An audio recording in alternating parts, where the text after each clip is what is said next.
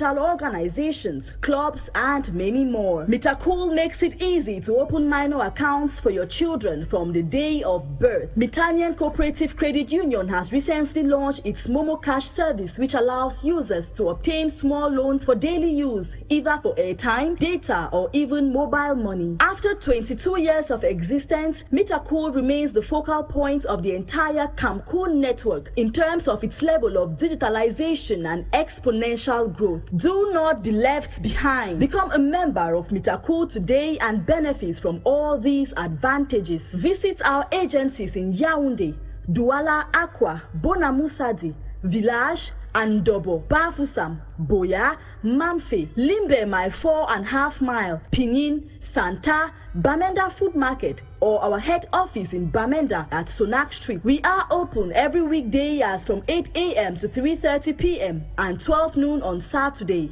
At Mitacool, save regularly, borrow wisely, and repay promptly.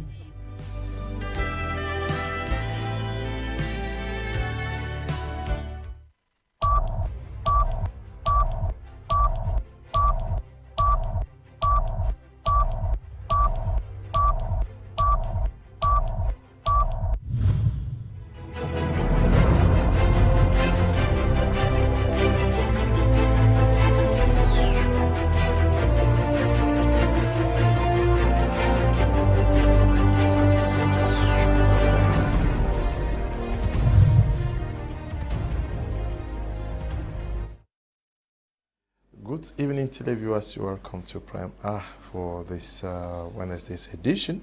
Today we're going to be playing prolongation on the visit to Cameroon of French President His Excellency Emmanuel Macron. He had a high-profile meeting yesterday with the President of the Republic of Cameroon, His Excellency President Paul Biya, after which a press conference was granted telling the international and national audience what they discussed and how they intend to carry forward the French-Cameroon relationship. But today we are going to be coming from the prism of the ongoing crisis in the northwest and southwest region. Following the press conference, it was very evident that more emphasis on the discussion was placed on the war that is ongoing in Europe between Russia and Ukraine, knowing that there is also a conflict ongoing in Cameroon in the southwest and northwest region. So today we are going to question why focus was given to an external conflict when there is an internal conflict. What could have motivated this twist?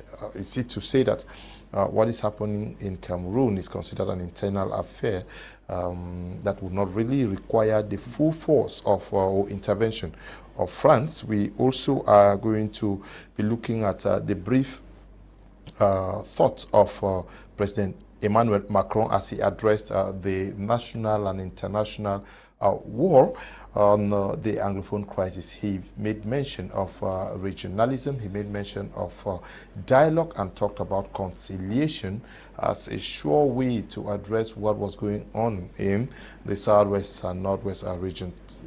Actually talking about that, though briefly, also says that they might have spoken about it, though not in details. We are discussing this with our two or three panelists who are in the house already with me. Apostle Ambe Valentine Ngwa is our permanent consultant. Good evening, Apostle, and welcome.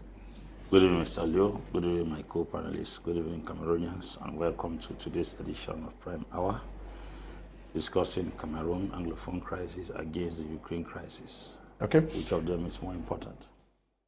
We also are in the company of Dr. Michael Ndimancho. He's been away for some time. He's not been too well. Thank God he's final. Welcome and good evening. Thank you, Mr. Liu. Thanks all for your prayers. I think I'm back now, feeling stronger. And my heart goes with all the other, everyone who finds himself in my own situation. I think that hope is always one of the things that you should guard. My special greetings to all the suffering people of Cameroon in the face of skyrocketing prices of goods and services. and two, to the people of the Northwest and Southwest region, even though a lasting solution is yet to be found. But we keep hopeful. Thanks so much. Okay. Prof. Mark Anthony is also with us this evening. He is a Pan-Africanist. Good evening, Prof, and welcome. Good evening, Leo. Good evening to my fellow panelists and to Africa, and particularly Cameroon. For this evening, I want to actually appreciate the fact that we are here today to discuss on issues that are concerning Cameroon and Africa, as well as the world, because we are looking at what is happening in the northwest region of Cameroon and what the Europeans want us to believe that is happening over the world, which has to do with Russia and Ukraine. That will be our focus of discussion. Okay, thank you very much, Prof. Mark Anthony, Apostle Ambe, Valentine, Ngwa. Were you surprised that Russia-Ukraine war surfaced more in the discussions between President Paul Biya and Emmanuel Macron during yesterday's meeting, when we know that there is an ongoing crisis in Cameroon? Mr. Leo, if I were not to be a history student, I would have been surprised. Okay. But if you are a history student, as far as Africa is concerned, the black man, the African race, has always been treated as underdogs. And what concerns them does not really matter. In many occasions, if we start recounting them here, we might not leave this platform today. But let me just begin by saying that the Africans are considered in the world as underdogs. And that's the reason why whatever concerns them is not a priority. The way our matters are being treated across the globe shows that we are a lesser species of human beings. Why would the Chinese not treat us like a group of chimpanzees, tagged the orangutan, as a group of people who are like animals? How can you explain that we have a long-range crisis in Cameroon that has been for almost about 6 years today, and that crisis has not been focused on or given attention to like the Ukraine war that started almost a year ago? How do you explain that all of Europe is sending aid to Ukraine through ammunition and support in every facet and sending military forces to defend Ukraine against Russia, and yet we have crises in Africa that have lasted for more than 20, 30 years, and the attention that has been given to Ukraine has not been given? That is to tell you that Ukrainians are more of humans than Cameroonians. Ukrainians are more of humans than Southern Cameroonians who have died.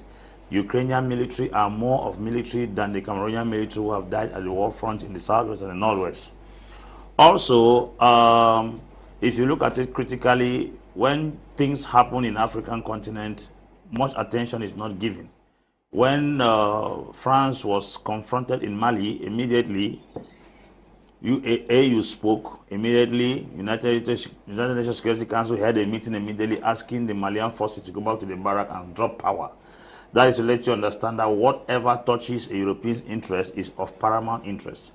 When the Catalonians from Barcelona attempted to secede from Spain, there was a UN intervention the next day. But why we have been having cases in Africa like Sudanese that lasted for almost 30 years before the UN finally came in, when we had had a lot of deaths recorded, properties destroyed, education frustrated. We are in southern Cameroon with Cameroon cases. The case in Cameroon now we have about 6 years running. About 10,000 persons have died, others have been displaced, others are refugees, others' properties have been destroyed, military forces have been killed, attention has been given. So for us to start recounting all these stories, there's crisis in Central African Republic, there are crises in Ukraine, in Congo Democratic, there was a riot, a protest there yesterday, 15 persons died. And the thing keeps going on. You see, Africans are dying in their numbers. There's a crisis in Burkina Faso, there's a crisis in Mali, and all these places, there's no attention given. Persons also died yesterday in Abuja after some robbers attacked a particular environment. To let you understand that the insecurity in Africa and the death of people in Africa is of no paramount interest when as far as these international bodies are concerned. So it wasn't surprising to me that Macron will come to Cameroon and instead of discussing Anglophone crisis, instead of discussing Boko Haram challenge, instead of discussing what we have in the East, he's talking about Russia and Ukraine. How does Russia and Ukraine crisis help Cameroon? What benefit does it bring to Cameroon? What value does it bring to Cameroon? How How does it help the Cameroonians who have died to resurrect? How does it help to boost the Cameroonian economy? How does it help Cameroonians to upgrade their standard of living? Those are the questions we keep asking every year and every time and every moment. United Nations, Germany, England, and the rest of Europe are solidly behind Ukraine, supporting them to fight and crush Russia, while we have a crisis in this country that has lasted for 6 years and there is no way out. This takes me back to Ferdinand Leopold Oyono's book, The Oman the Medal. When they came to give Mecca the medal, they were sitting on the high table and drinking expensive wine while they gave local wines to the indigenes of the community. And those guys were drinking and making mockery of the whites. And they said that they are our friends, they are our equal. While they sit on high tables, they drank the best wine. They drank the best wine, they sat on high tables, they distinguished themselves from us. Yet, in the High Commissioner's speech, he said, they are our friends. How can they be our friends when we go have the same standard? Because friends share the same category of wine. They sit on the same table. They share the same interaction, but it's different. When we're going back home, they enter expensive vehicles and carry the High Commissioner, while Mecca who correct the medal walk straight on foot back home. What kind of friendship is that? So there is this deception. They always tell us that we are a sovereign nation, we are the same people, we love each other, we have equal status. By the end of the day, we are treated from practical experiences that are as underdogs. So it wasn't surprising to me. Okay. Did you expect to see the French president help,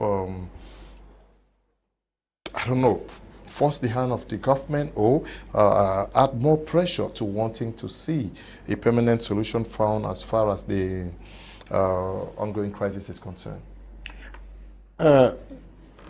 Leo, there is a book by George Orwell. It is titled Animal Farm. And George Orwell reiterates the fact that we are all equal, but some are more equal than others. And therefore, if you listen very keenly to the speech during the press conference of Macron, Macron talks about, he gave an analogy of two different types of countries.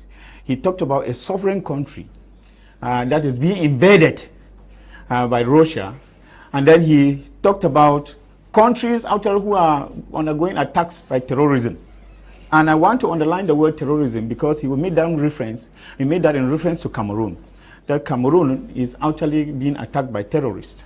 And therefore, he couldn't have called for that much attention from the world. And it is actually Ukraine that needed to actually have that attention that the world is giving it. Now, you see, watching the war in Ukraine from an African perspective, sometimes you are filled with anger. You are filled with that kind of rebellious spirit, coupled with that kind of a speech that President Macron made in Yaoundé. Because Cameroon, Anglophone Cameroon, is not the first country in Africa where you have this kind of conflict that is under-addressed. If you remember very well, you know of the Tigray region in Ethiopia, whereby 2 million people fled their homes and hundreds faced starvation. The Tigray in Ethiopia is at the news. Ethiopia harbors the headquarters of the African Union. And there was an argument about Ukraine, and somebody said Ukraine is at the doorstep of the European Union.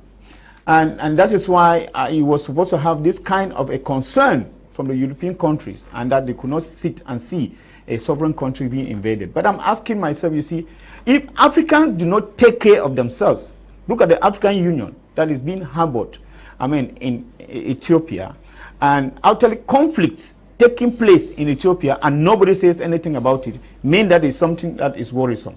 That is not all. Look at the GR Congo, that caused about, the conflict that was caused by massive refugee crisis and spill over our Rwanda crisis. Nobody has addressed that. When you go to the world stage, nobody is talking about that. Everybody is mute. But this is a conflict which has actually displaced a lot of people and killed millions. We see, there are images of the killing still going on. Like yesterday, about 15 people were killed. Look at the place in Mali since 2012, whereby the Tuareg separatists have been causing a lot of havoc, and nobody is saying anything about it. Go further to talk about Burkina Faso here, where you find about 1.8 million people, about 10% of the population actually being displaced. Now, coming to the Anglophone crisis that started since 2016. And we were hoping that a strategic partner like France, as they call it, is a strategic partner only when it comes to issues of the Security Council. It's a strategic partner. I mean, there was a lot of expectation, and particularly I was expecting Macron actually to kind of clean his image, because a lot of people had there were allegations that France is behind the conflicts and what. I found that he will be able to address this issue, but I was baffled, I was dumbfounded by the kind of a short sentence that Macron talked about. I mean, who has not talked about it? That dialogue is, I mean, the way forward. But we talk about dialogue is the way forward, and we were thinking that Macron could be able, just as he gave orders for Maurice Kamto to be released from prison, that he was supposed to give the orders to President Paul Biya for dialogue to take a center stage, and dialogue should be seen to have been actually concerned, I mean, heard. But Macron has come in his a very, very romantic way, and he has made his address in Yaoundé. And rather than talking about this, I mean, what is happening in the Anglophone region, where a lot of people have died and other displaced, Macron is talking about the war in Ukraine, how Cameroon has felt the impact economically. But then I want to say something, that we Africans will have to get up and reassert our identity. You see, there's a reading that Russia is being given a lot of attention because Russia is a superpower. Is in arms and all of those things. That Russia has something to give, but we Africa will remain at the level of the solidarity. Means that we are not impulsive. Imagine that the war in Russia was in Cameroon, maybe Cameroon with another neighboring country. Would the world feel the pinch of the war? That is the question we Africans should be asking ourselves. And that is why the world is not having any attention on us. We are like the grass. Africa is like the grass. Cameroon, I mean, where the world powers they fight and we stand to suffer. We are a farmland. I mean, what interest do they have in us? Because if they shut down Cameroon, even for 5 years, the world will not feel it. And it is a call to all of us. Just at the core, I talked about the coronavirus, that the world was locked down. That it is an important period for us now to be able to feel that we have something to give to the world. That if the world doesn't have this thing just in 1 week, as it is happening in Russia and in Ukraine, the world is going to suffer. Why should the world feel about us when we have nothing to offer them? They are at the level of authority. They are commanding on, and we are here receiving orders. Macron has come once again to be able to tell us that we are worth nothing, and that until we are able to compete with the international community, our conflict here in Cameroon in particular and Africa in general will forever remain an internal issue, and that it will always be spotted as issue of terrorism, which of course terrorism which caused by who? And they themselves have a hand in what is called terrorism in Africa. Prof. Mark Anthony, I'll ask this question: why many persons expected or still expect France to play a pivotal role in solving this problem? Because when I read a tweet by a former Undersecretary for State for Africa, Thibonach, he says that this was an opportunity for the French president to put pressure on the government of Cameroon to see into it that a definite solution is found as far as this problem is concerned. But now, why do people have so much expectations from France and not necessarily from the British? Because we are talking about two regions here. We have the Anglophones here. Mr. Leo, it is very essential that we get to understand the role of history in what we are struggling to discuss here. Cameroon as a nation is a combination of two trust territories, like we know. The major part of this country was actually under the rule of the French, the colonial rule of the French. That's 80% of Cameroon. Trusteeship rule. Trusteeship rule. So when we look at the fact that the British had just 20%, even though at independence and looking at the federal constitution, it was declared to be two states of equal status, there was a manipulation that had happened behind, because at the end of the day, if you follow the voice of the French leaders during that period, they say, on a reçu un cadeau de la reine de Grande-Bretagne.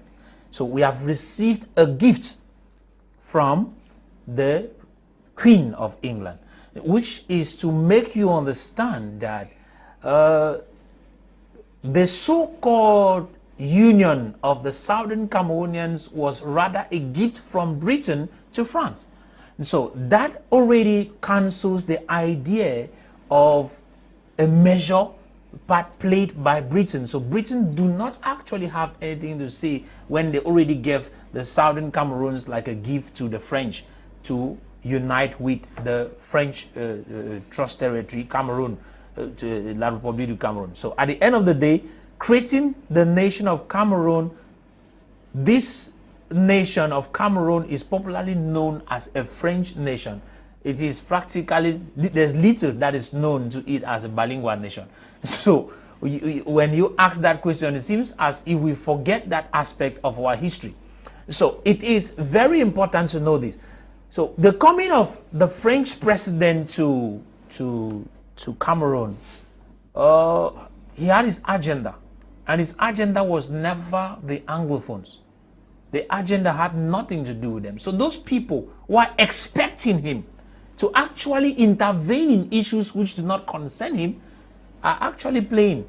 I want to believe that his coming to Cameroon had a different agenda. That agenda is to try to rearrange the ties which France had with Cameroon, because for the past 20 years, France has actually been losing its authority and hold over the country Cameroon, based on the fact that there was an emergence of other nations like China and Russia who got interest in Africa.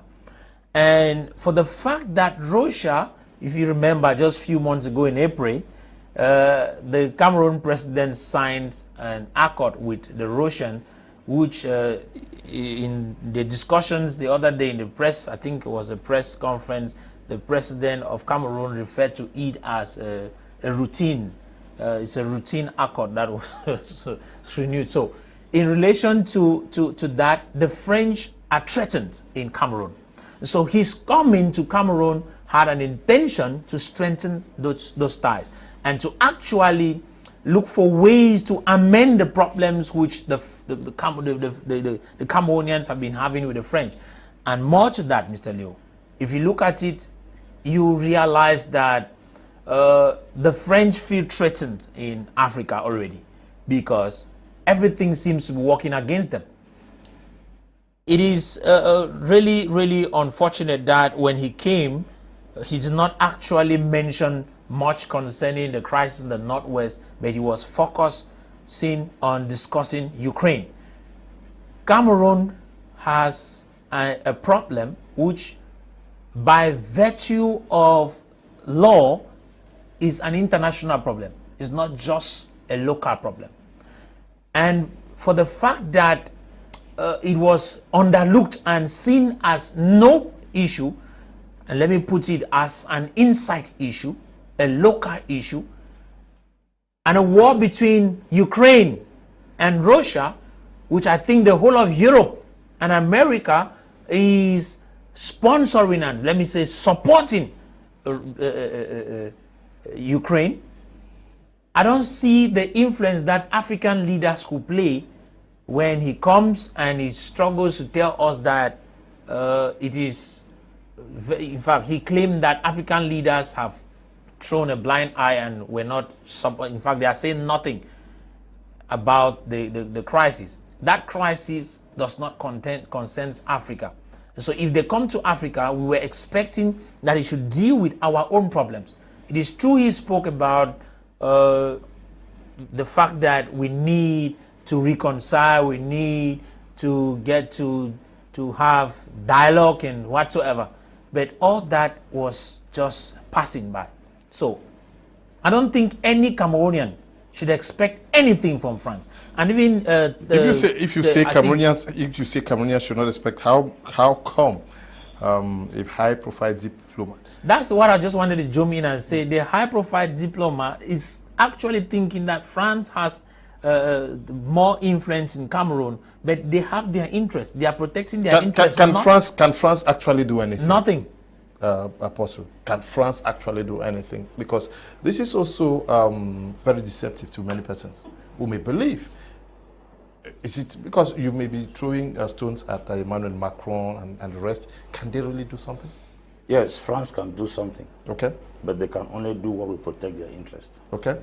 They have the power to do something. Mm-hmm.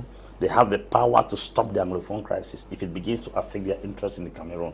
They have the power to stop the war in the northwest and the southwest as long as it begins to affect any of their interests in this country. They have such power over the government of this country, but they will only use that power as long as it protects France's interests in this country. Okay. That's what we are talking about. And as long as what we are doing in this country has not tampered with France's interests, we go nowhere. There was no war when they threatened to hand remove Bolloré out. You see the power of France. There was no war. They stepped into this country when the position of France through Bolloré was threatened. Holland landed in Cameroon. That night, deals were negotiated, contracts were signed, and the port of Kribi was handed back to Bolloré. That's to let you understand France's power. That kind of power they have to switch that work back to Bolloré is the same power they can trumpet from France and we stop this war the next morning. But you see, France will not go to Syria, to Lebanon, to Jordan, to Cameroon, to any part in the world as long as their interest is not threatened. France wanted to exert that same power in Mali. They lose it. That's the reason why immediately the Malians took power, the United Nations Security Council held an immediate meeting to ask them. That's the question. We see an all-powerful France that is booted out of certain countries. Yes, it's booted out because the people themselves in the country decided to kick France out. In a situation like Cameroon, is very fragile. Even if the president takes a decision tomorrow to kick France out, the sellouts will come up from the very cycle where it belongs. Because Mali is so strong because the people have taken a stand to stand behind a leader who has decided to boot France out of their country. They kicked the French military out of the country. Radio France International, France 24, French ambassador kicked out of the country. There is one strength about Mali. Mali does not have diversity in religion. 95% of Malians are Muslims. And they hold on to a particular leader who is Mahmoud Dicko, who is the imam at the central mosque in Bamako. When Mahmoud Dicko hits his hand on the ground, the Malians gather. And the Malians have decided to hold a common cause that they would defend Assimi Goïta to make sure that Malians are brought out of the grip of France. Not in Cameroon here. President Paul may have the intention to bring France out of this country. As soon as he takes a stand, it is the next man 3 meters away from him that will sell him like a piece of bread for 6 pieces of silver and exchange to take the power and sit there. That's what the trouble is. That's what the trouble is. So France can only exert power in a place where there is betrayal, in a place where there is bigotry, a place where there is deception, a place where there is manipulation. And because the people are vulnerable in such countries, it gives France easy access. Look at the case of Russia in Central African Republic. As Faustin Touadéra came in like a puppet, and when he entered into power, he changed the narrative. Before they could open their eye, he had negotiated this with Russia as a defense. It is not Central Africans that protected Touadéra. He had to import another authority from outside that protected his interests. Not the case of Mali. Mali is different. The Malians themselves are 100% standing behind. I think President Paul may have the interest at heart to secure Cameroonians from France, but I don't think his immediate entourage will give him such opportunity. They will sell him in the next second and make sure that he is booted out of power to take the seats that he's occupying, then continue from where France stopped. That's the reason why when you see what happened in Mali, the first person that was killed was Boubacar Keïta. Boubacar Keïta was kicked out of power. They brought in Bando. Bando is a former defense minister who had very strong integrity. Assimi Goïta never conducted coup d'etat to rule Mali. You see somebody who had interest. He had to say, Pa Bando, we have seen like somebody who has lived in the military, you have a good record. Take this nation and take us out of this captivity. Bando took power and began drifting towards the French again. Betrayer. He conducted the second coup and then sat on the throne right now. He's executing a business. His last speech was that, I know very well that death surrounds me. I know that lingers around my neighborhood, but as long as I'm standing to defend the interests of my people, death is no longer a subject. I am ready for it at any time. If I die when I'm not finished, somebody will take it from there. That is somebody who is determined to transform the country. So if you see African presidents equally have the interest to break out of the grip of France, then would they be able to do such a thing when their own fellow brother? Because why? I said it on this platform. The Europeans can never have access to any, I repeat, any African president until they use Africans. You see, Museveni has been able to keep power. He had a meeting recently with Larof, and he said, "You will never cause us to hate your enemies." That's a statement Museveni made recently when Cesc Larof, Russian foreign minister, visited Uganda in Entebbe. They sat there and they were discussing. He said, the West should never think that their enemies are Ugandan enemies. That's what Museveni said. And he said, we will never and ever cut tie with Russia because it has been a long relationship, a very long time. As a matter of fact, we are instead strengthening ties with Russia. Why you see Museveni make such a statement was because why? When they tried to use the first person to kick out Museveni from the West, they did not succeed. His immediate entourage works hand in glove with him. The secret to security in Africa, we should protect our president. If we want President Biya to take radical decisions against the West, our Cameroonians should surround him and be able to give him their trust. He will act. But they fear that even your own very Judas that is close to you will sell you for something lesser. There are political leaders in this country, when given the opportunity, they will sell this country cheaper than President Biya. I'm telling you, hanging somewhere just waiting for the opportunity to be given the opportunity, they will sell this country lower than where it is right now. So our fear sometimes is we don't have trustworthy people who can stand to protect a leader to take radical decisions to break out of the grip of these people. Okay, President Emmanuel Macron was coming to Cameroon, and you say you were not expecting that he would address issues concerning the northwest and southwest regions, and you also said so. I was not. Okay, you were not expecting him to address. Were you expecting anything? Of course not. Okay, if almost everybody says you were expecting nothing from him, how do we believe that he was coming to Cameroon and then our brothers and sisters in the northwest and southwest region were issued to respect lockdowns for 3 days when we know that he may necessarily not look into Who is answering the question? Yeah? I'll ask who was answering the question. Because I'm tempted to answer. I think it is an insanity, a degree of insanity now in the what they call the struggle. I will reveal to you that in 2017 I was in Bamenda when the UN Secretary General was to visit Cameroon, and I arrived in Bamenda. I saw all the streets empty. I mean, it was empty. You could play football on the main street. And when I asked, they told me that it's because they are expecting the UN Secretary General in Yaoundé. And I asked them, but he's in Yaoundé and he's not in Bamenda. Did he send some spies or envoys to Bamenda to see whether you people are respecting his coming?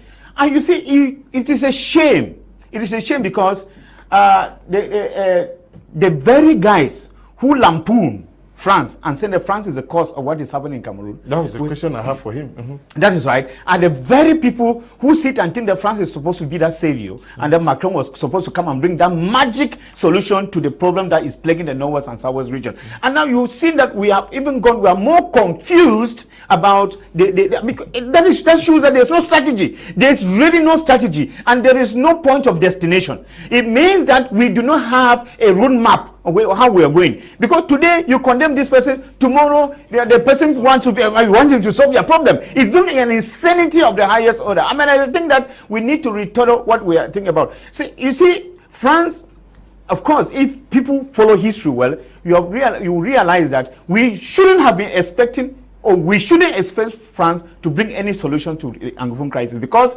when you look at the events that led to the abolition of the Federated States of Federation in 1972, you see the hand of France in the abolition of that federation in 1972. How can we be this so myopic to see how events have turned, and we think that actually that python Or that, I mean, that viper don't beat you, and then he's the one that is going to turn around and say, and give you a hand and say, I'm sorry. It is like, Hitler, who gave an example of, of a fowl. You take a fowl and of rules of the feather, you render him actually miserable, and then you turn around, you want to give it corn, and then you expect now the fowl to thank you. So I think that we need to be very, very careful. You remember that in 1972, some few months before the abolition of the presidential state, Ayijo traveled to France.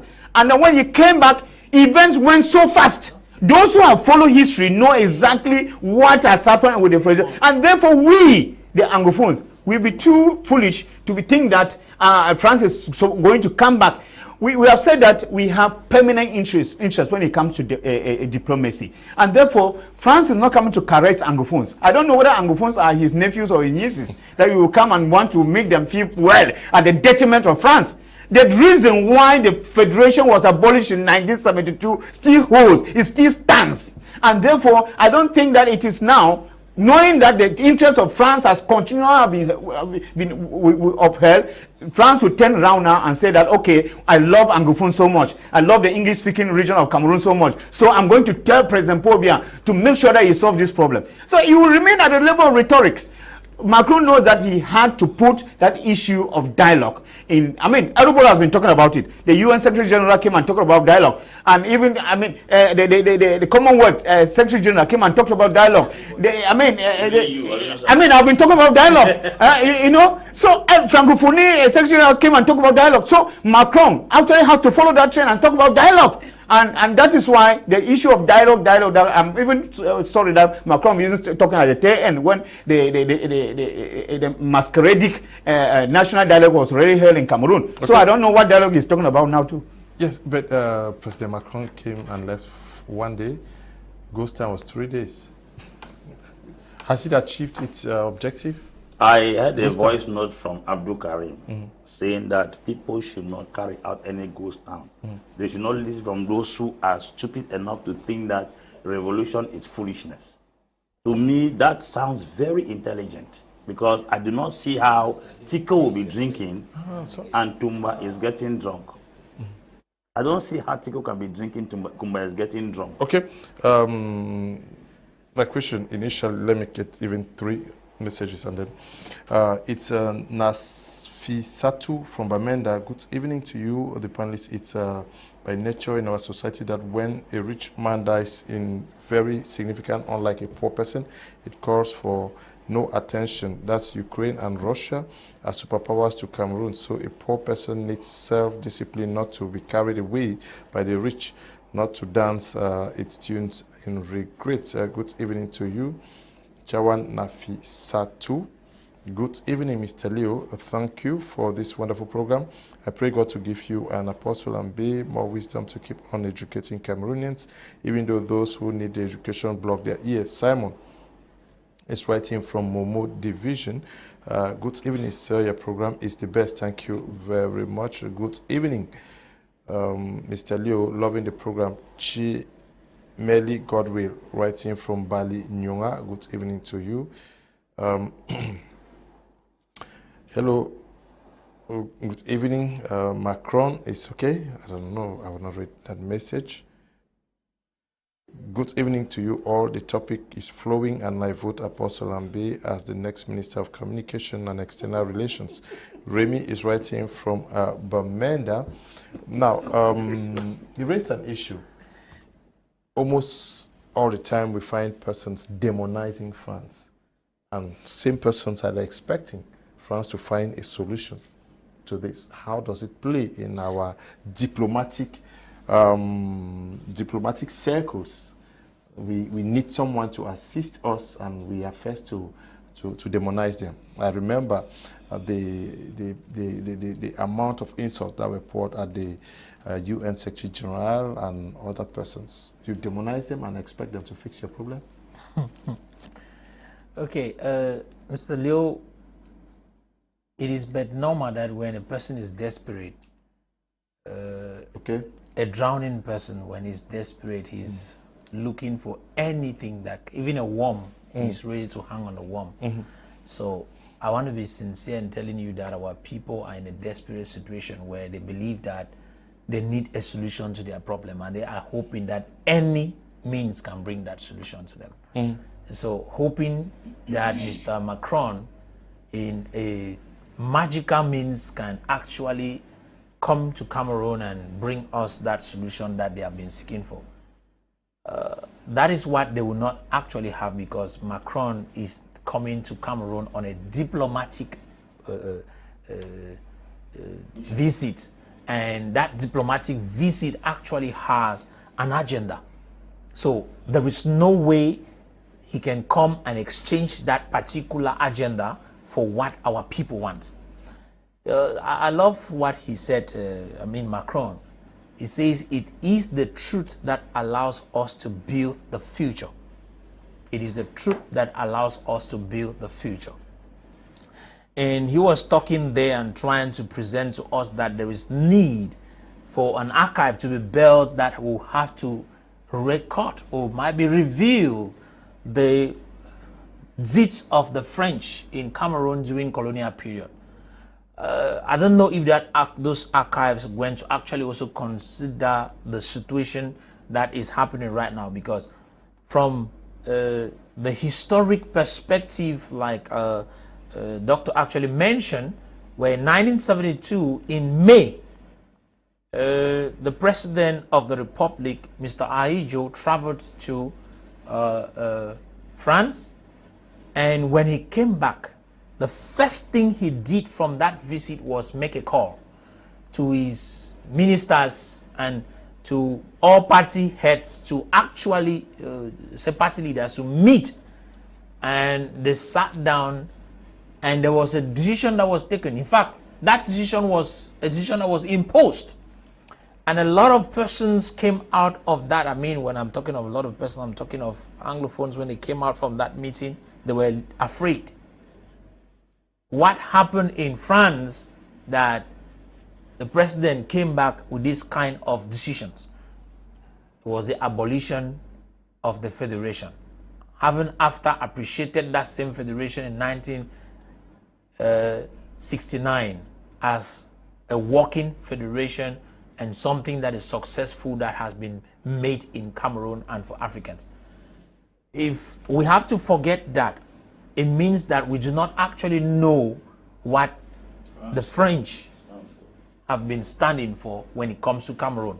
So I think Cameroon is a particular, should I use a pilot project that is in their hands, and they are struggling to walk the sea.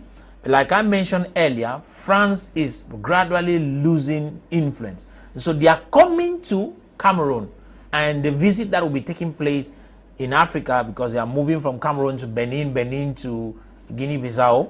These visits have an agenda. These are nations that are actually looking for ways to cut out of these French ties.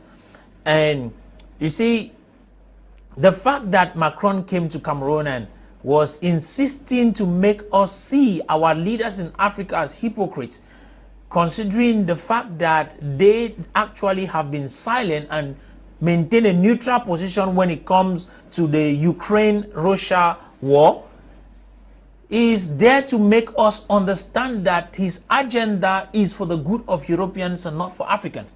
And that is one of the things that if any African actually followed this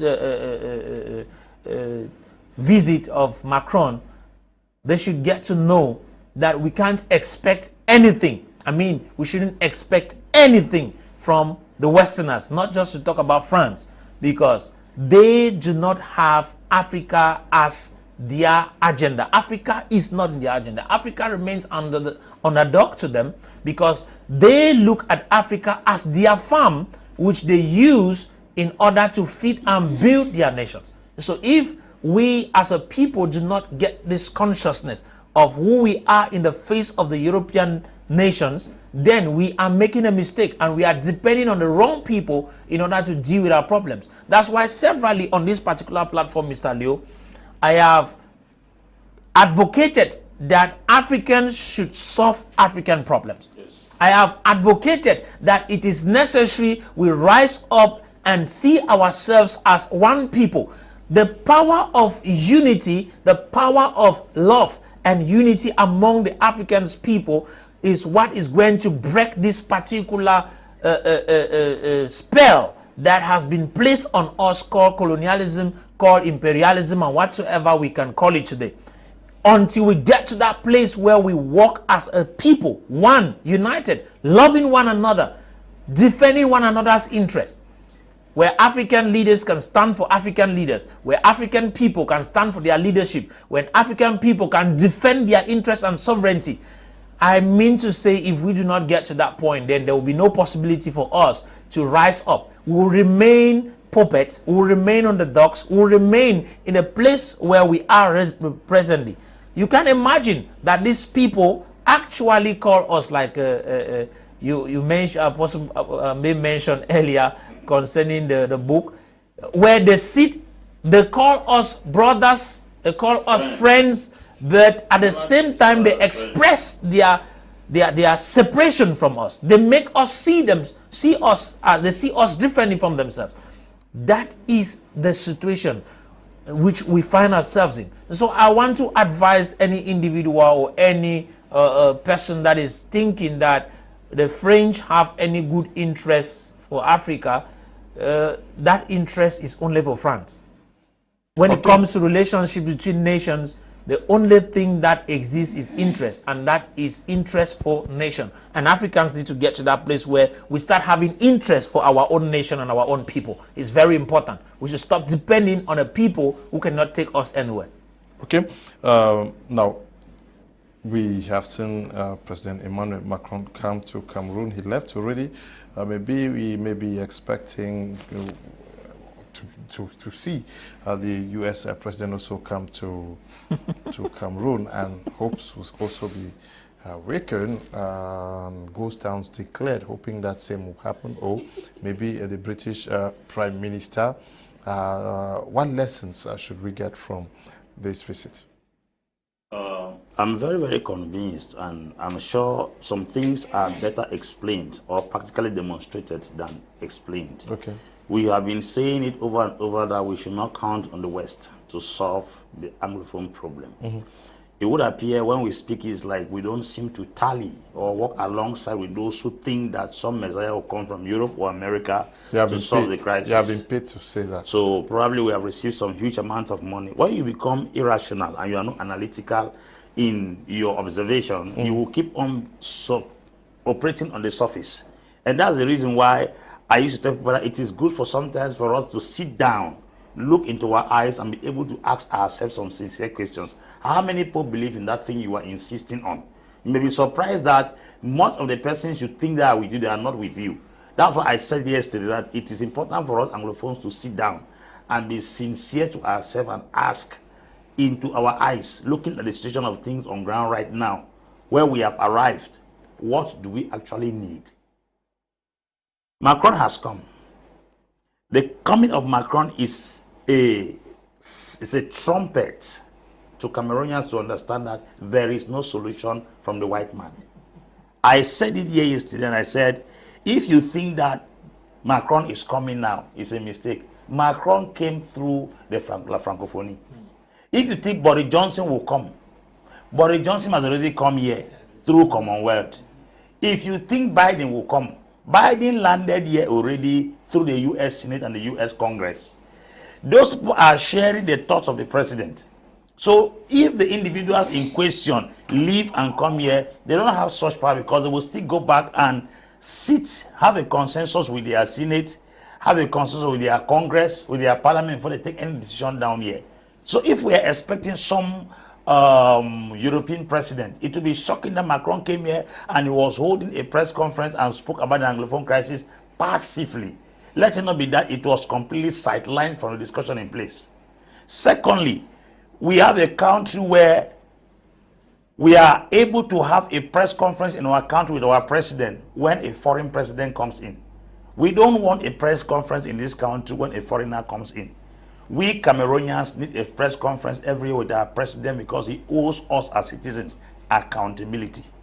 And I think that is our basic right as citizens of this country. Look at what has just happened in Yaoundé recently with Macron's visit. They are talking about crisis in Ukraine.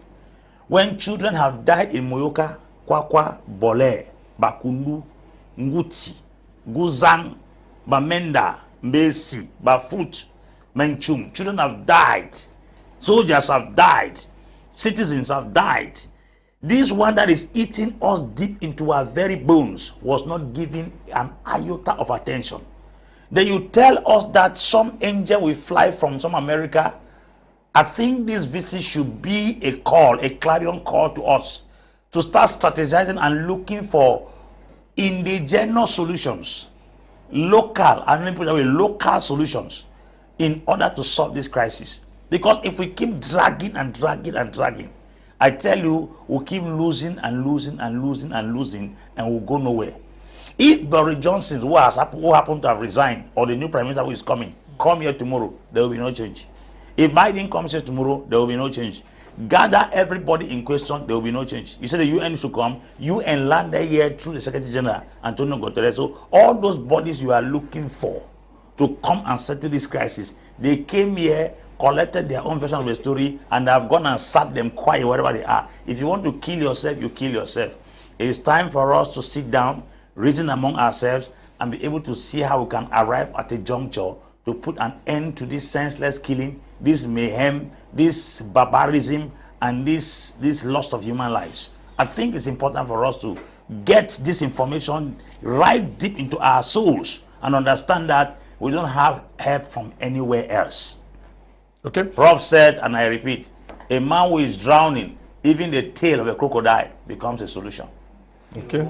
So we should know what the tail of the we should know what is the tail of a crocodile and a snake. Of course. So when you are drowning, even a crocodile tail becomes a solution. Who is drowning?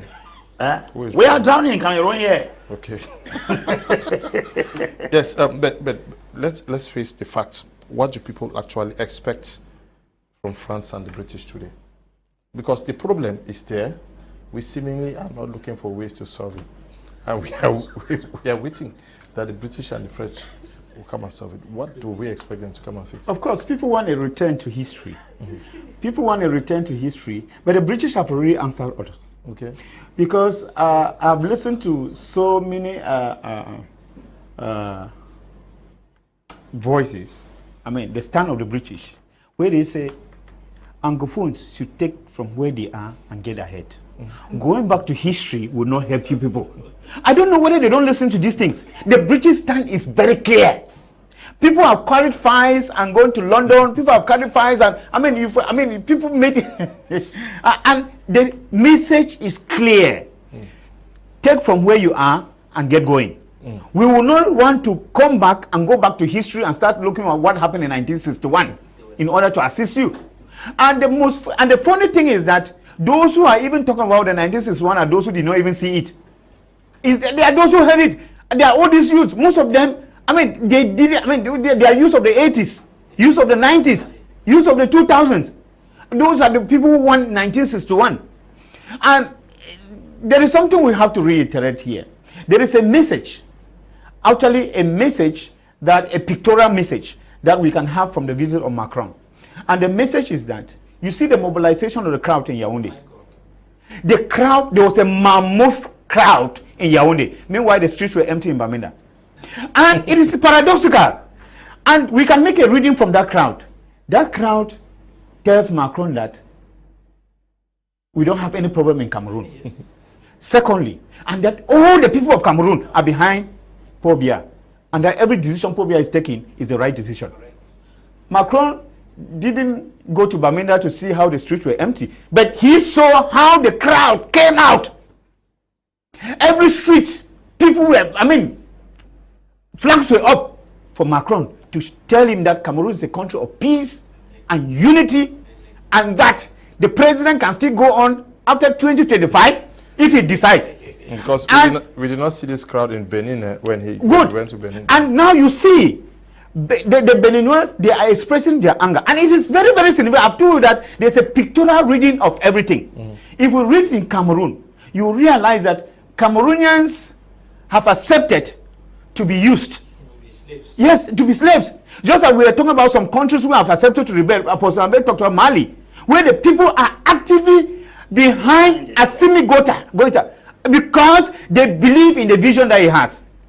Now, the second thing I'll talk about is that Macron came out and was talking about food crisis in Cameroon.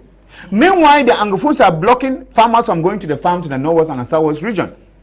I was talking to somebody today, and he went to the village, and the person told me that he prefers to be living in Douala because life in the village has become very expensive. Life has become very expensive, very difficult in the village. Why? Because we have decided to shoot ourselves on the foot. You have made things difficult even for your own parents, even for your own siblings. There is no food. We will not be having food crisis in Cameroon. We do not need only wheat from Ukraine to be fine. We don't need wheat here in Cameroon. We need sweet potatoes. We need cassava. Those are the things we need.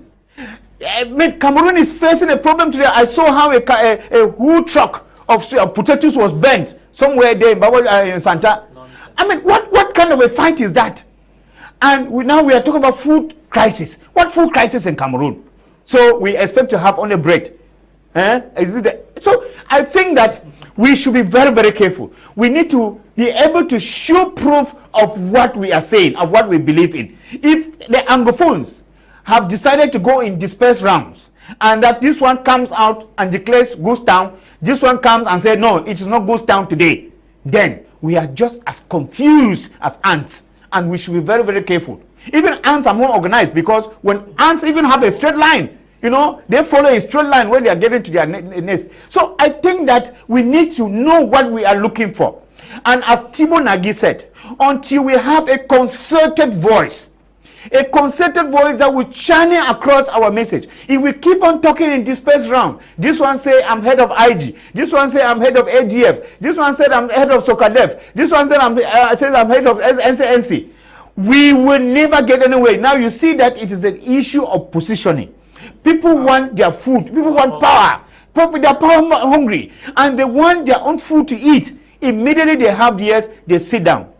We have said this war should also be a spiritual war, because we have gone past where we use the guns. We have used guns, and guns have not done us anything. And I would like to tell our brothers and sisters Anglophones who are involved in this, I admire at least Mandela for one thing, that when he was doing his own revolution, he tagged it non-violent revolution. And that revolution took his desired cause and had the support that he had. If we had followed this non-violent revolution, we would have been somewhere else. We wouldn't have still been marking time where we are. Now we have seen our brothers and sisters in the bushes who are afraid to come out. I think that if we had accepted that the pain has power as we started, then we have had a step forward.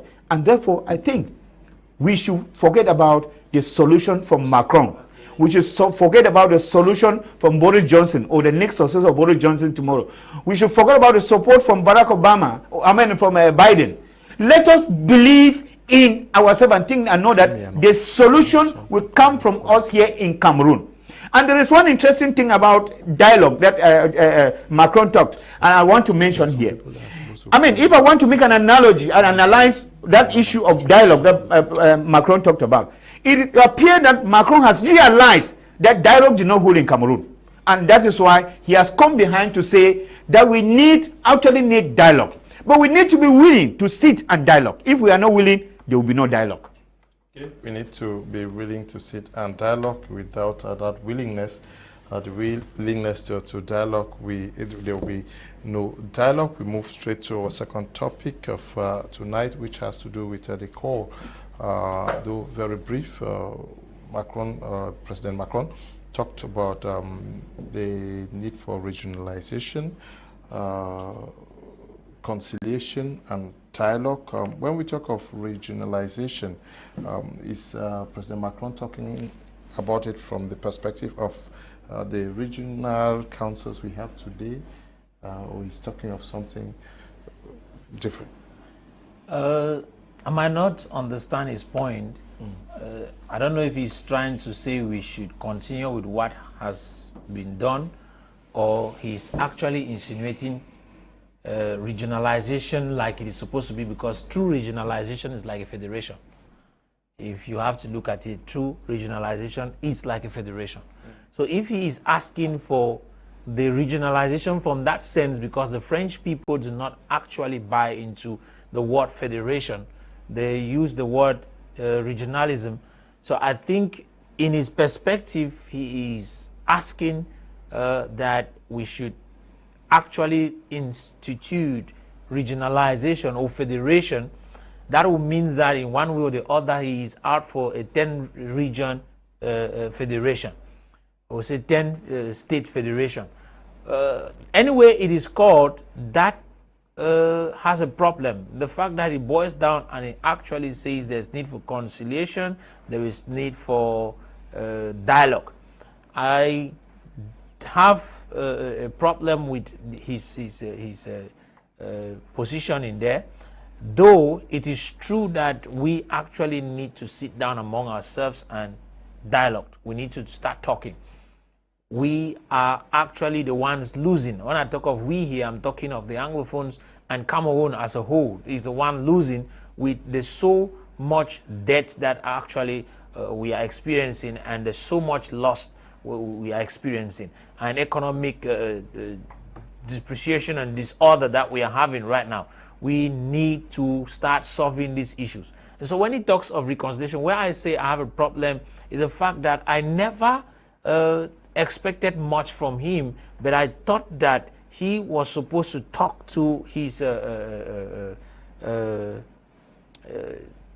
counterpart as an individual and tell him what needs to be done, not that he should come to the press conference and begin to sing a song of what he thinks that should be done, when in actuality, in reality, he does not hold that in his heart.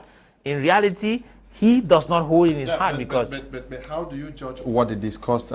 Because he made that statement while delivering what telling the world what they discussed. Yes. Yeah, so, Mr. Leo, yes. I sat here and I made mention that Mr. Macron came to Cameroon. He has one intention. He came to bully the president of Cameroon to follow suit with the idea of we need to back France and others to support Ukraine. And he made it open. He called it hypocrisy when African leaders actually are playing a blind fool when it comes to the Ukraine war. So that was his main agenda. So when I speak from there, it is just like he is struggling to tell the public, okay, yes, this is what we need to also be doing. It's a way to blindfold us, to make us believe that he has a kind of interest in what is happening in Cameroon. He doesn't care whether Cameroon is sinking or Cameroon is rising. Okay. What he is looking at is what he, as the president of France, can gain from the sinking nature of Cameroon. And so if he can allow us to sink, that is not his problem. So Mr. Leo, if somebody tells you his words were actually defined and definite, I will tell you no, he was not. He was just, that's why you saw it was so short. He spoke briefly and he left. Why are you disappointed? When I don't, you see the president when of I say Cameroon? disappointed, I am not saying I am. My disappointment fall in the place where he comes to pretend in the face of people. I prefer he follow his words. He said, unless we start, unless it is only truth. Let me put it that way. It's only truth that can help us build the future.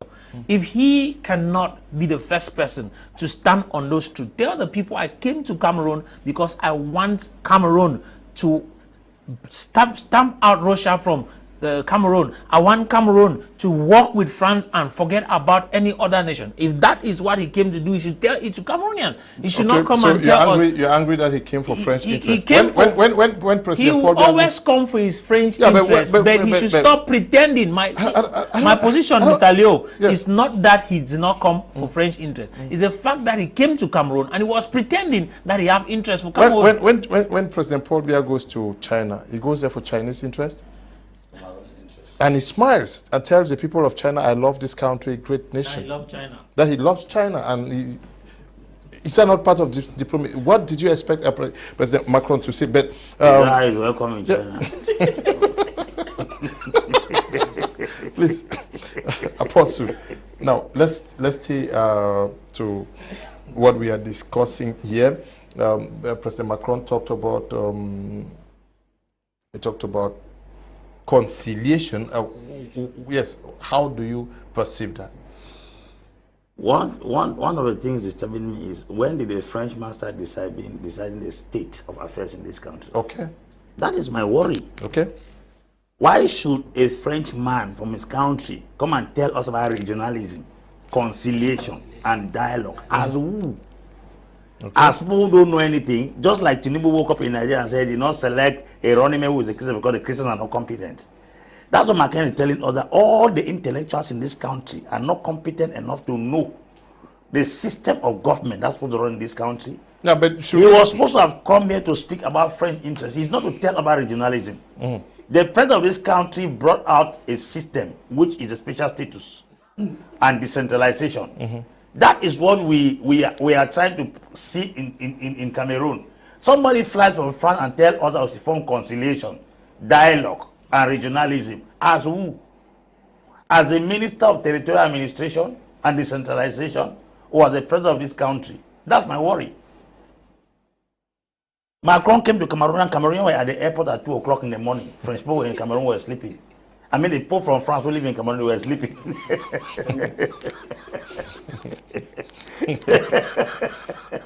Whites were sleeping at 2 a.m. Cameroonians were at 2 a.m. welcoming Macron. I mean, French citizens in Cameroon were far asleep at 2 a.m. in the morning. Cameroonians were up at the airport and clapping and singing. See, God should help us. God should really help us. That sign that we lack. When he comes up and talk about regionalism, conciliation, and dialogue, to me, that should not be part of Macron's business. Okay. Because we have a parliament where proposals are submitted. In that parliament, they deliberate. Then a decision is taken. I'm sure what came out of the parliament after discussions was special status. Are you not actually going against? There are persons. For example, the Coalition for Dialogue and Negotiation says that they want a third party from out of the country. We know so many persons who say they believe so much in Swiss talks, Swiss-led mediation, and other persons who think that a possible definite solution to what is from out of the country. But you say France has no business in this. France has no business in telling us the form of state we are to have in this country. Okay. It has no right. I repeat it. If the French people are watching it, I said so. I'm not retrieving my words. Macron was supposed to come in and talk about France's interest. Let me ask you a question. When Sonara got burnt in this country, did they even send foreign minister to come and sympathize with us? Did they send a French authority to come to this country and say, "Oh, our brother Cameroon is going through pain. Their oil refinery has been burnt down. Let's even go there." To even think of the fact that the assistant manager of Sonara is the director of Total, who is a Frenchman. It didn't mean anything to them. And then he comes to Cameroon and is telling us about regionalism, conciliation, and dialogue. That is an internal affair that concerns Cameroonians. I don't see how Macron should come into that. And the regionalism that he spoke of may be a contradiction to what President Prof has already submitted on ground. Because to the best of my understanding, regionalism that he submitted is federalism. Because Cameroon does not have provinces. We don't have states. We have regions. So if they say regionalism, it means Norway should be in charge of Northwest affair. Southwest should be in charge of Southwest affair. So he has indirectly, to us who interpreted it, endorsed federalism, which may not be what President Biya is submitting as special status. The regionalism that President Biya is submitting is a kind of decentralization that is not federalism. So I don't think he was supposed to have stepped into the affair of the form of state we are going to have in the country. Okay, you think that from President Macron had no right to also say a thing? I know, even on this platform, we know there are persons who said that since Biden has taken power in the next 4 months, America is coming and things were going to change. I wasn't part of that group. No, but you were, you were on this part, yes. I rather pity but the President Biya. Okay. Because President Biya stood there like a puppet, like a child. I mean, the father instructing the child of what to do, which is not supposed to be. I don't think that President Macron has that right. Now it makes us believe in what we call neocolonialism. No, he said they discussed about. He did not say I asked the president to do this. He said we talked about issues of regionalism, issues of conciliation, issues of this. We also spoke about the Russian war. We spoke about other issues. It was part of the discussion. See, the issue of talking about discussion, talking about regionalism, I asked myself, when Mr. Biya was supposed to go discuss issue of regionalism with Macron. I mean, it baffles us because it is not with him. He's supposed to go discuss that. Is he discussing with his mentor? Of course, he said in the 1980s that he's the best student. But I think that it still debases him. It still puts him down to think that after 50 years of independence, he's going to be discussing that kind of a thing with a foreign president. Has he called?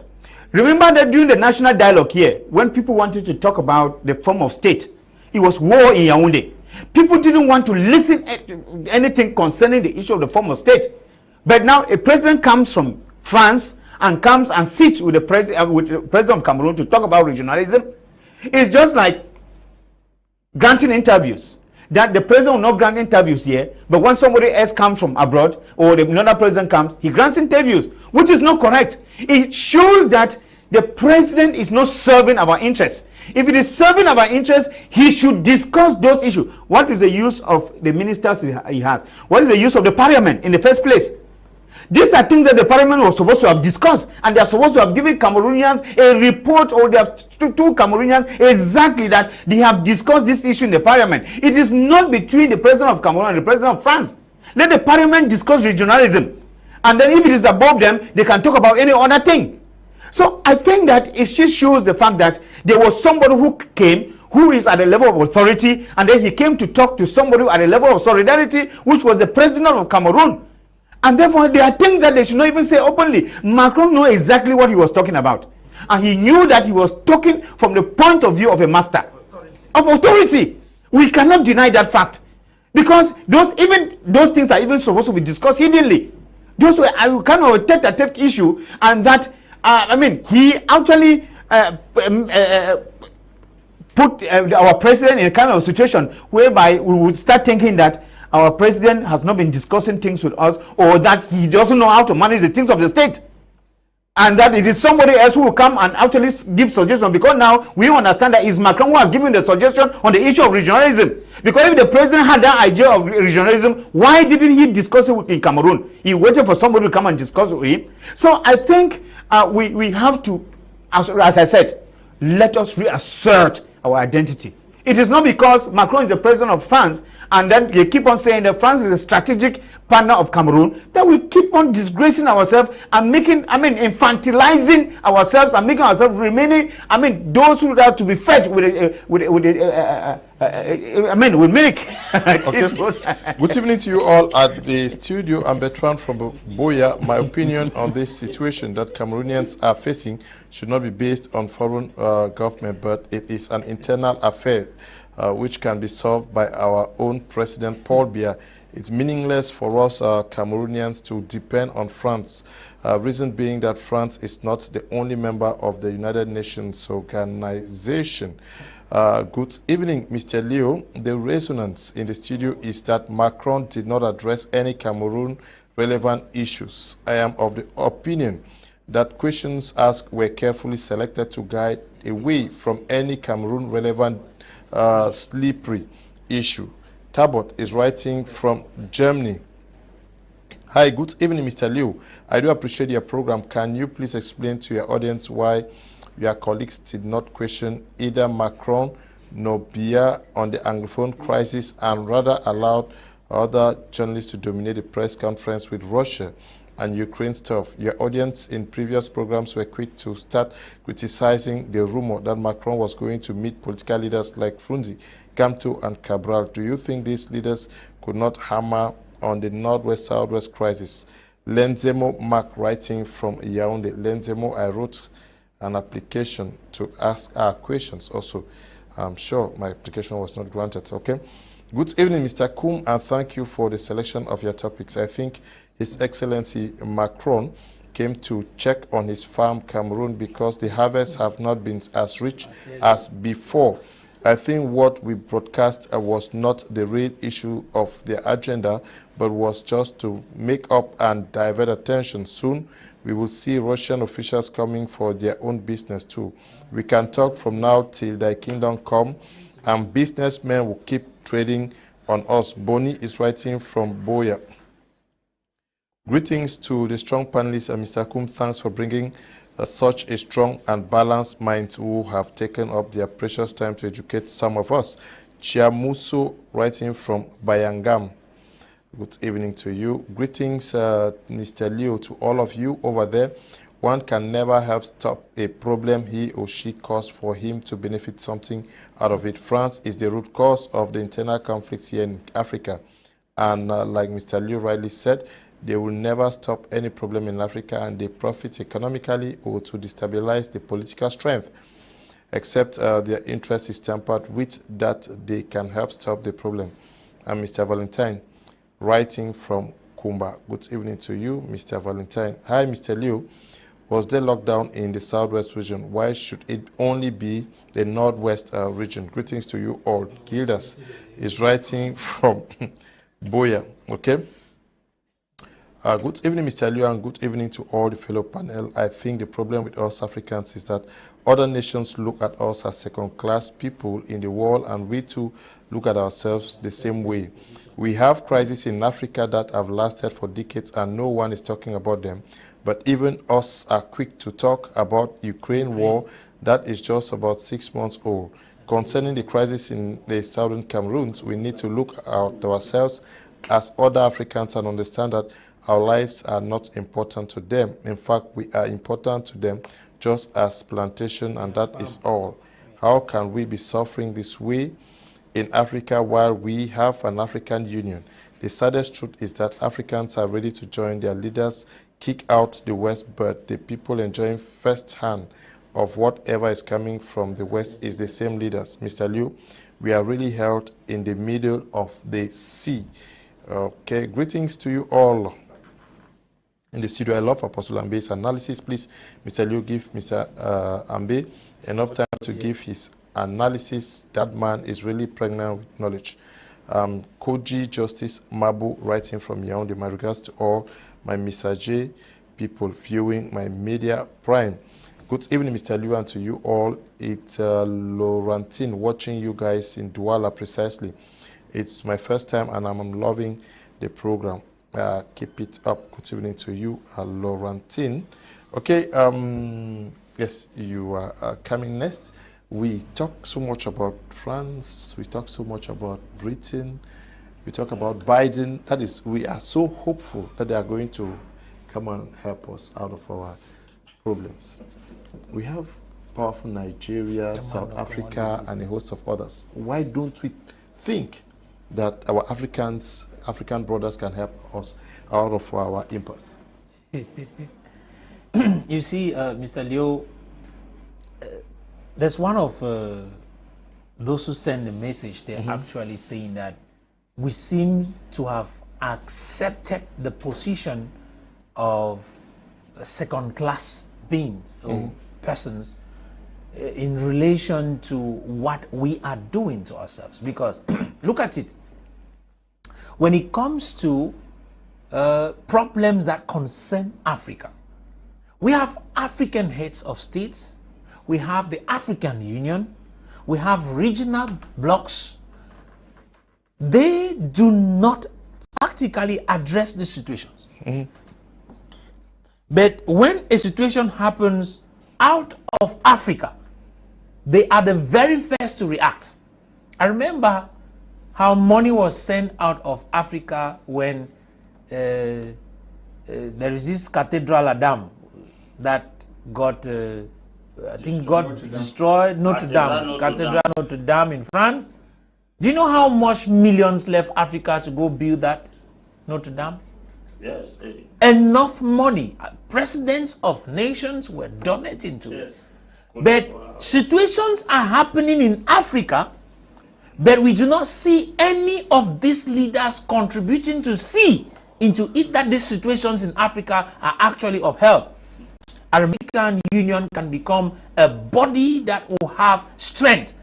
He was fighting for the good of the African people, wanting to see that Africa becomes a united people, one currency.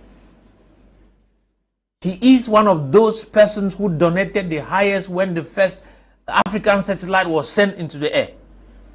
He gave more than 3/4 of the money needed to launch that particular satellite. But what happened when France and their allies, the Americans, invaded Libya, let me say Africa, in the name of NATO? No African leader intervened. Not to talk of speaking. None of them said a word until Gaddafi was killed. None of them said anything. The question is, do you think that these people we call African leaders have any interest for our people in Africa? No, they do not. Why? Because they have something they are gaining from their connection with these imperialists who looked at us as second class. You see, that is why they tempt a word in economics where they call us the third world. They call us the third world.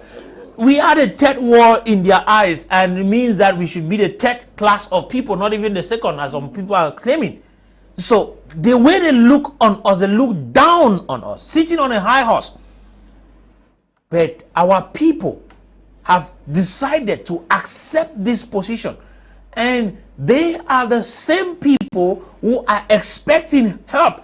In fact, they are looking at Europeans as saviors. They are looking at, you call them Biden, you use the name of presidents, Biden, Macron, and Johnson, and whatever. All those names, those are the same people they are looking up to come help them. But unfortunately, you can't be a master and treat a slave like an equal. That is the situation which we are involving. We are a slave set of people.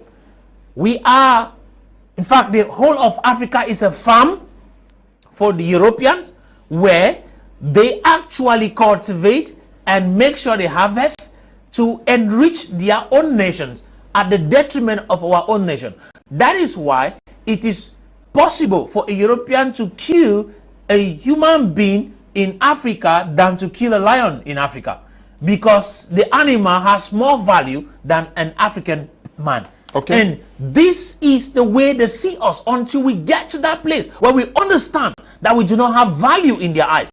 We will not have the capacity to deal with our own problems. We'll be thinking that they are able to deal with our problems. Our problems are not their problems. Okay. And until we bring solutions to our own problems, we will keep on sitting in this same position of underdevelopment and believing that hope will one day fall from heaven. It will never come. Good evening, gentlemen. On stage for France to love our resources that they sent Macron to come strengthen their economic interests.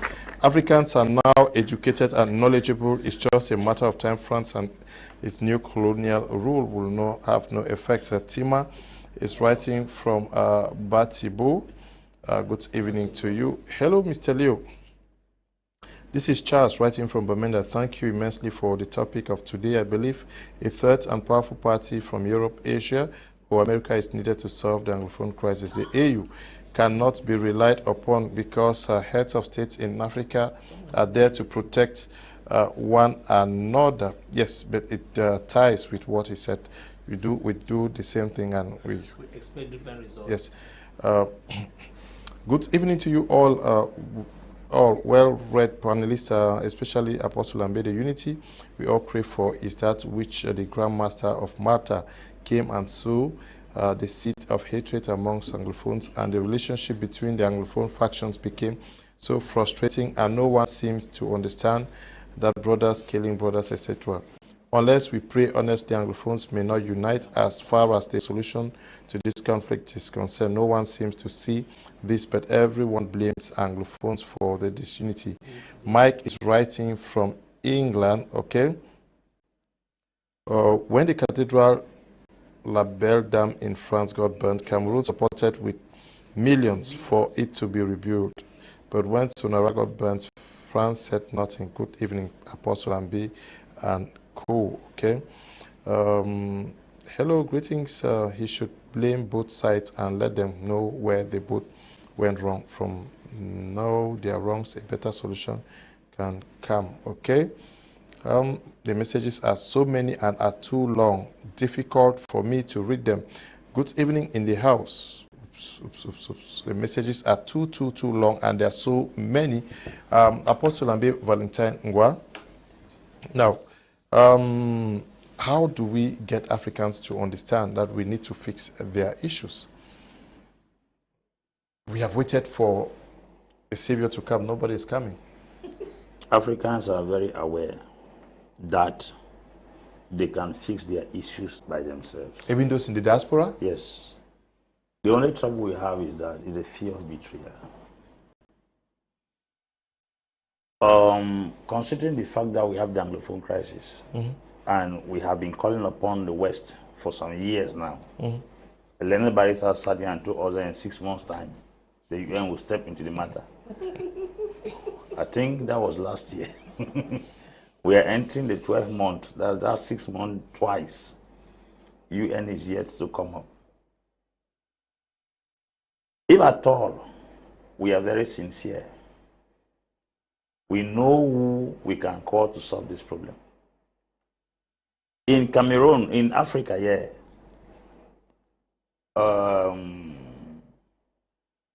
I think Olusegun Obasanjo has once been elected as the chairman of ex-presidents in the world, not in Africa.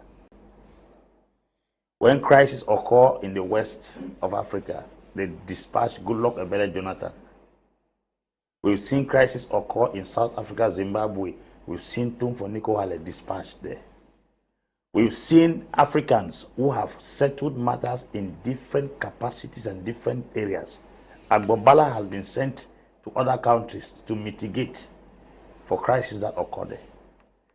Why don't we sit down and be able to acknowledge the fact that there are people amongst us who have solutions to the problem we are going through? It's going to be difficult. Why? Pride. I'm equal to Bala. We went to the same school. Why must he be the one? I'm equal to Tumfo. Why must they praise him? I'm equal to this. Why must... Everybody has his or her capacity.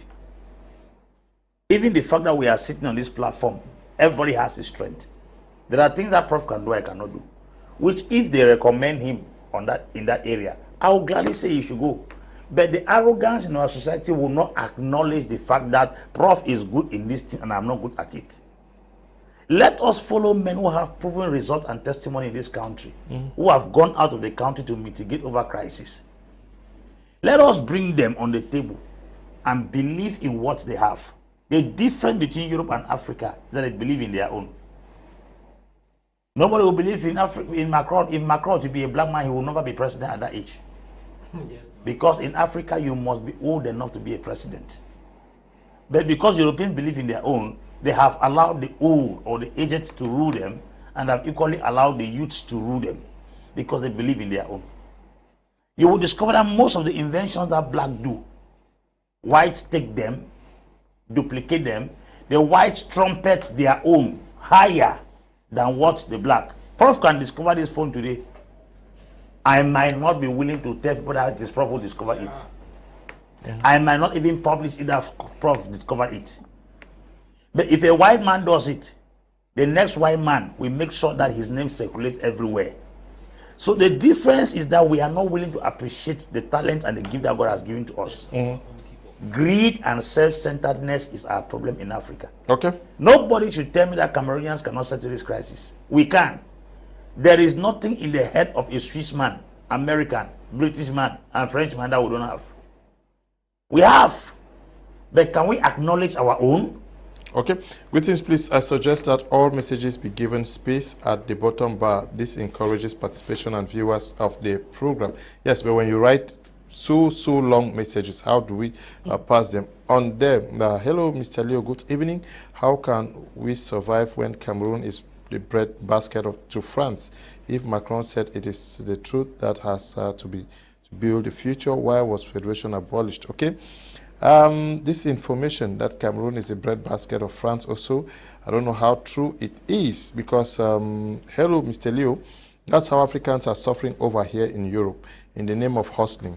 We are just where these people want us to be. The early Africans diaspora realized their power, the better for our continent. These Europeans people do not like us at all. Sweden voice writing there. I'll take this other message. Yes. Good evening, Mr. Liu and the panelists. I'm Clifford writing from Kombe. Mr. Macron's coming to Cameroon is for their own benefits and has nothing to do with the dying Cameroonians. Okay. Good evening, Mr. Liu. Talking about our African countries to help solve an issue will be the biggest mistake, because none is different. They are all powerless. Just look at what is happening in Nigeria today. You won't be disappointed to say it's better. I face my own problems, okay? And for Ara Agbo writing from Austria, yes, African nations have not fixed a problem. What problems have the Europeans fixed across the world?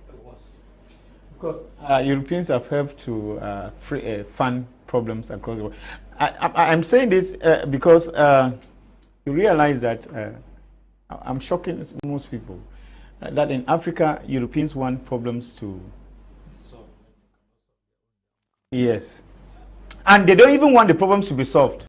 Because what is happening is that please, we have just 5 minutes to go. Yes. I want us to clarify something here. There are people who say Cameroon is the breadbasket of France. Please know that in the past, some 30, 40 years ago, French business presence in Cameroon stood at 40%, but today, as we speak, it is only 10% of what the business power of France in Cameroon. So that notion that everybody says that our economy is in the hands of France is very, very misleading. Well, sometimes it's good to explain to them to know, because most people, you know, in Cameroon, you don't eat the first class banana, and people have the impression that that first class is being taken to France. So sometimes it's good to explain to them some of these things. I was saying that we need to be able to understand that most of the people who come in the guise of coming to solve problems, they are coming to work their money like diplomats. When you find all of these diplomats, they come to Africa, they are coming to work their money. They have their per diem, they have all these things, and they do not want our problems to be solved. But there is one thing I still have, and when I think about it, I feel sorry for Cameroon, because I see that the Anglophone region is still taking the steps of that country, and I'm thinking about South Sudan. When I think about South Sudan since 2013, I feel sorry with the issue of Salva Kiir and Riek Machar, who actually are the sons of that land called South Sudan, and who are supposed to solve their problem, and who have decided to transform that land into a battleground.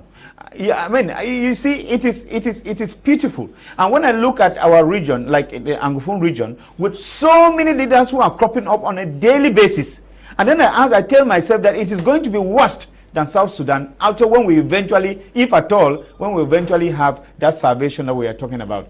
But I think you asked a question about what problems have Europeans solved in the world. Europeans have solved their internal problems. That is very important. They actually valorize their own people, and the issue is that we have misguided and misdirected our sympathy. Remember what happened at Charlie Hebdo, where you found African presidents shedding tears. Boni Yayi of Benin and all the other people who shed tears because they shot a few people at Charlie Hebdo in France. So our sympathy is for the wrong purpose. But you find that with the Europeans, they value life. Let one American be missing. And yes, let one American be missing. And you find that it's every household in America that feels it. Let there be shooting in every school, in any school in America.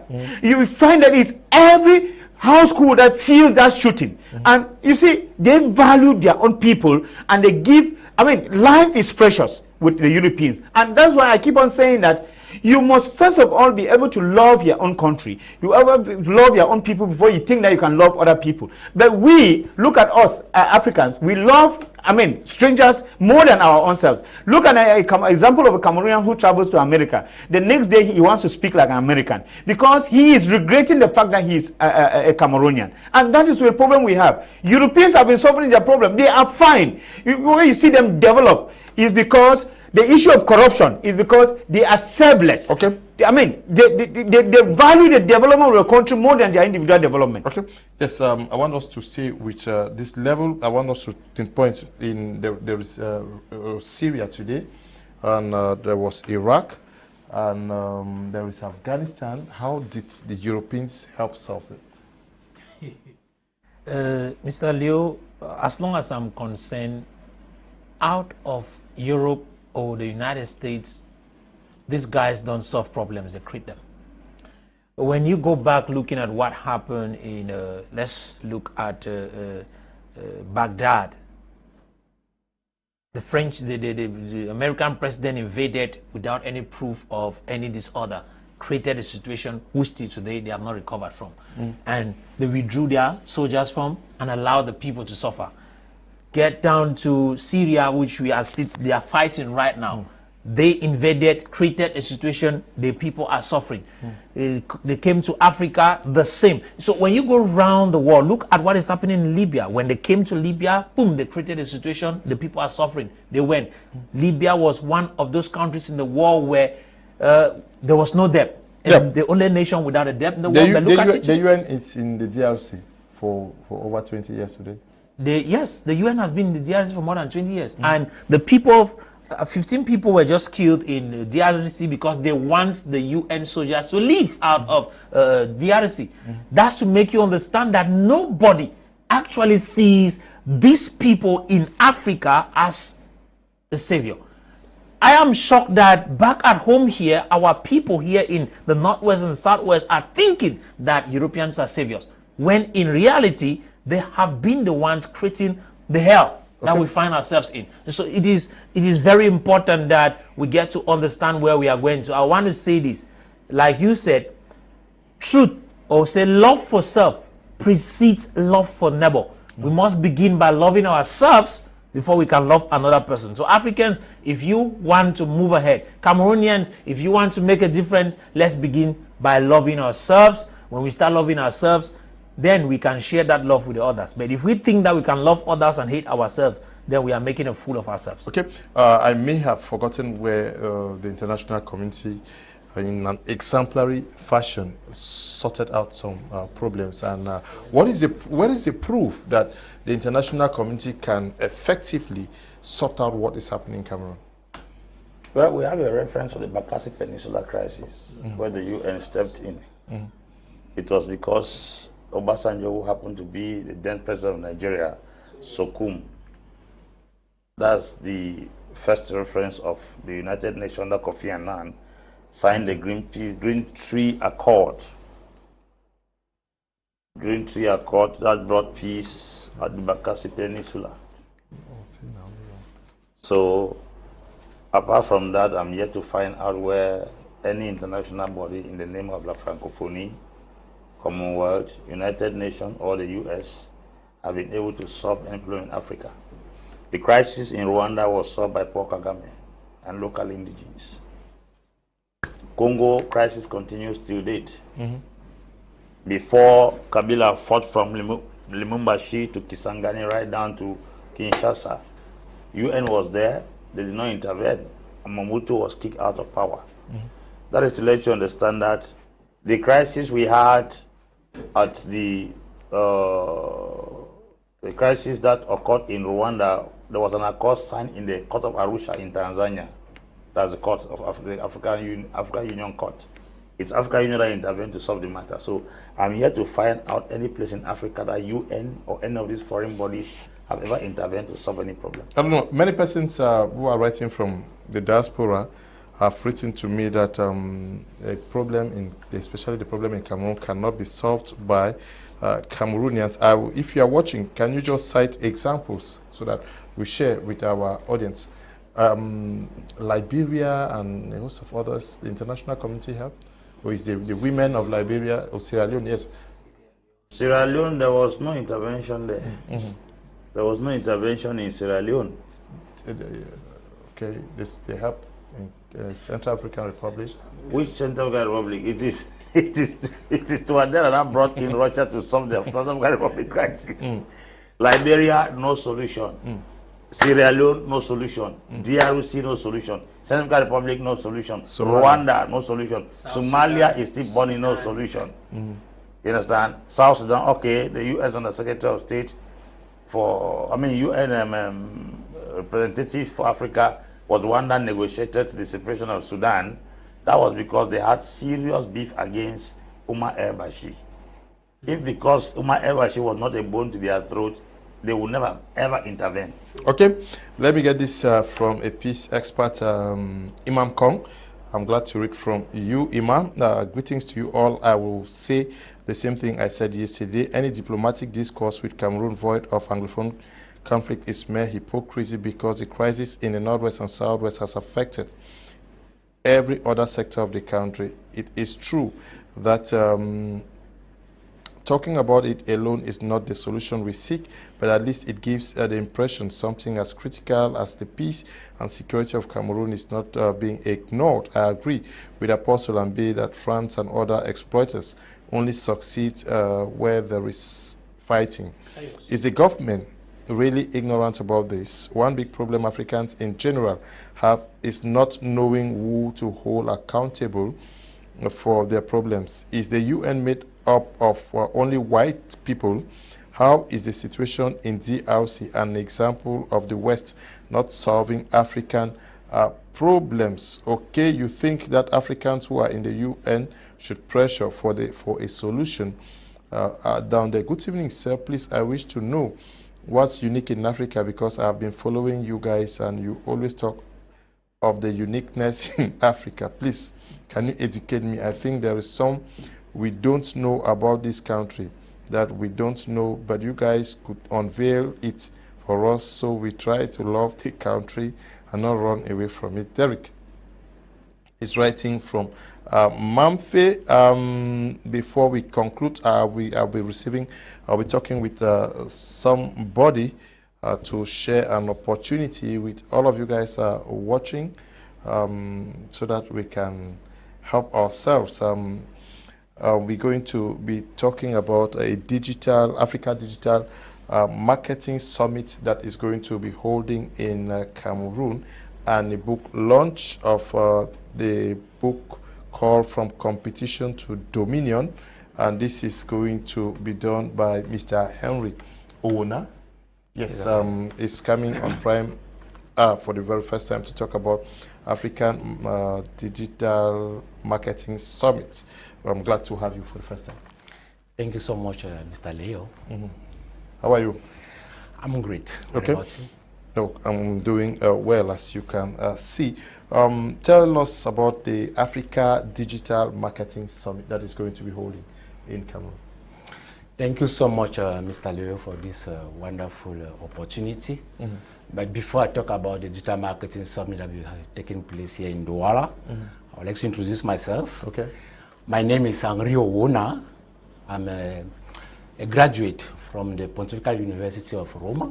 Okay. I'm also an accredited digital marketing trainer, marketing consultant, and the author of this disruptive self-improvement and digital marketing book, From Competition to Dominion, with the subtitle, How to Conquer the African Market in the Digital Age. Okay.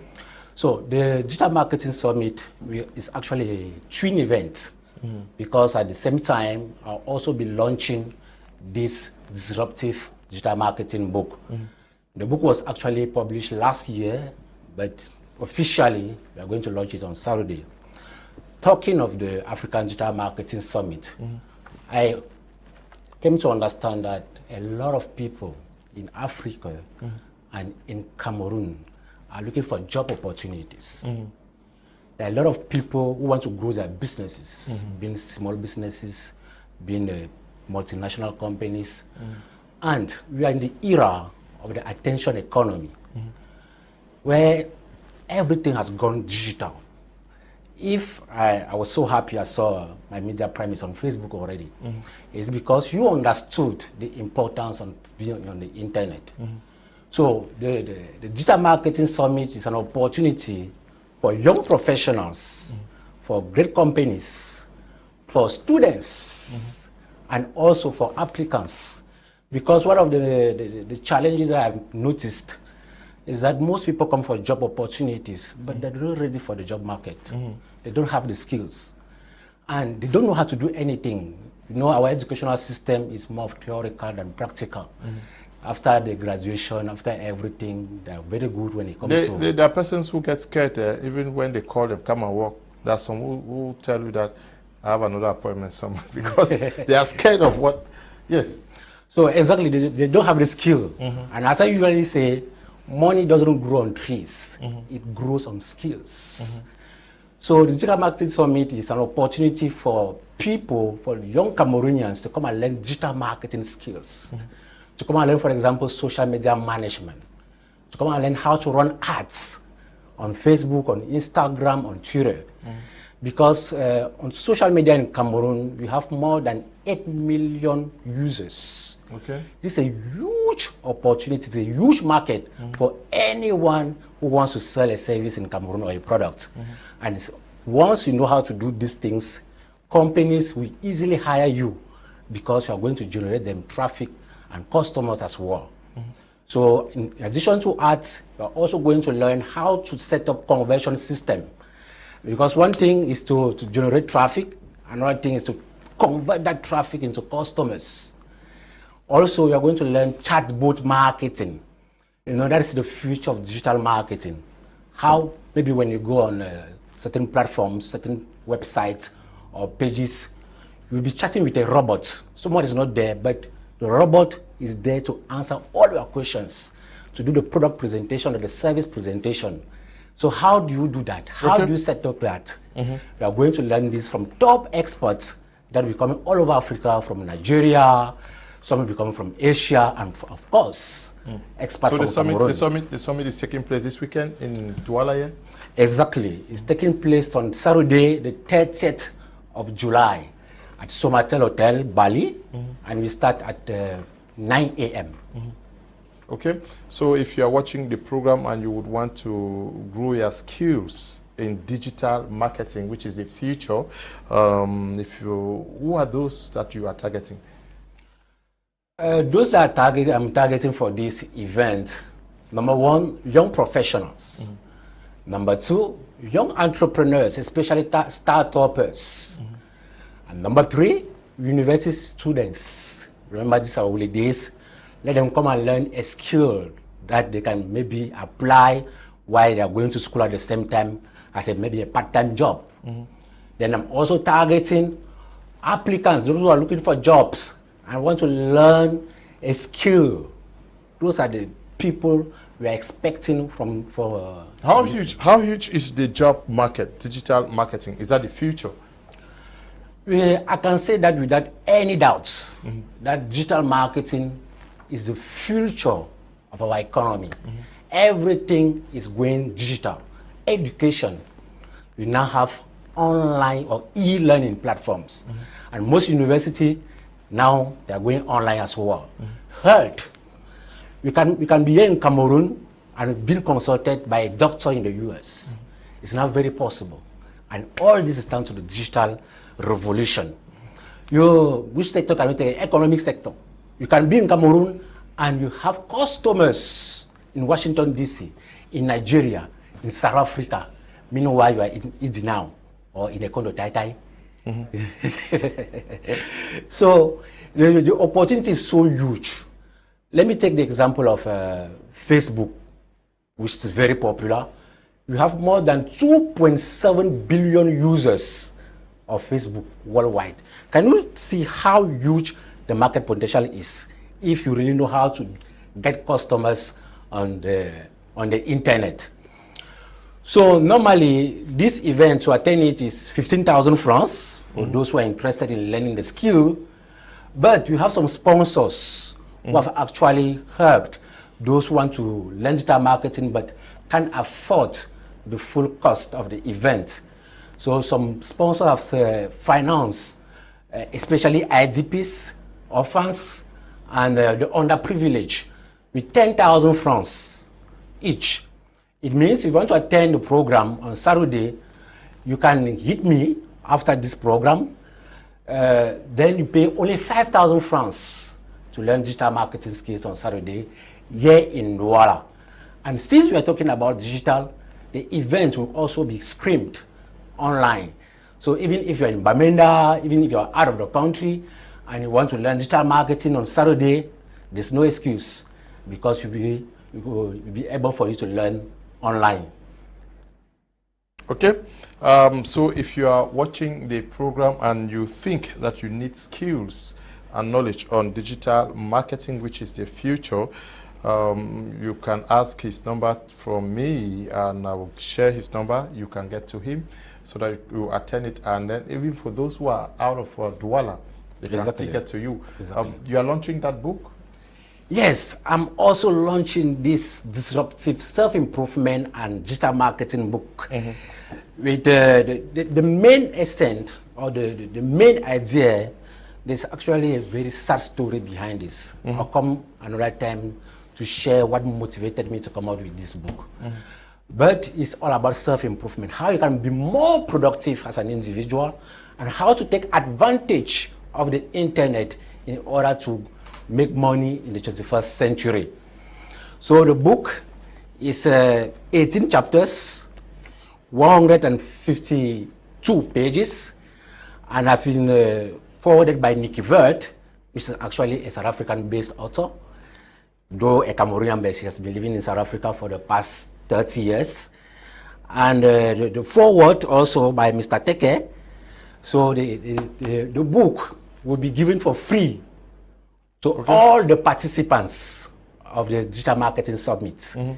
So Mr. Leo actually brought this copy for you. Okay, I'm lucky. I'm lucky.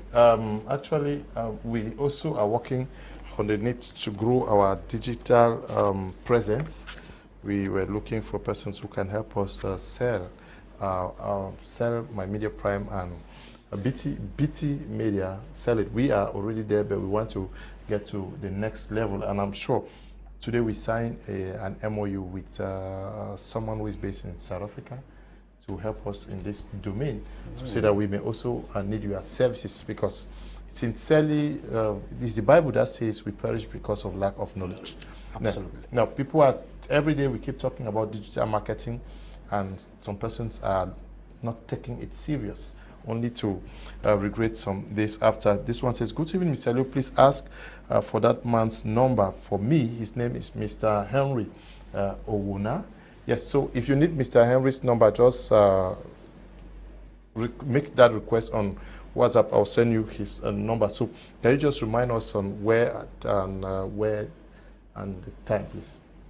Exactly. The Africa Digital Marketing Summit will be taking place here in Douala, Somatel Hotel, Bali, on Saturday, the 30th of July, starting 9:00 a.m. 9:00 a.m. and I mean it. At 9 a.m. you are starting. Okay. Can you give the number? Yeah. My WhatsApp number is 668 36 75 41.